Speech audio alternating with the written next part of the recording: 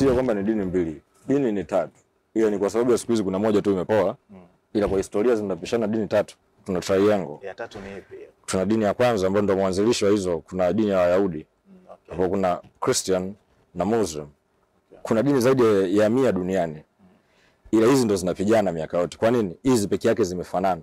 Hizo dini zingine ni dini za kale ambazo zilikuwa uwezo ukaingia kwenye dini hiyo mpaka uwe asili yako. Uwezo kuwa Hinduism inabidi uwe Muhindi kwa kipindi hicho. So hizi dini tatu sasa ukachana hii moja, hizi mbili ya Uislamu na Ukristo zilikuja na ile tabia kwamba kila mtu anaweza kaingia ndani. Ambao Wayahudi wao walibaki pale kwa sababu Wayahudi ni dini ya kale. Wao inabidi wewe Myahudi ili wewe kwenye ile dini. Kwa zamani sijajua kwa saizi. So na kwa nini zinapigana saizi zote tatu? Kwa sababu zimefanana. Story yao ya mwanzo imefanana. Story ya Masihi ndo ambao alikuwa nayo Myahudi ndo ambao baadaye ameitumia Wakristo wamempata Yesu, ambao Wayahudi wanakataa yule sio Yesu. Ukiangalia Uislamu huku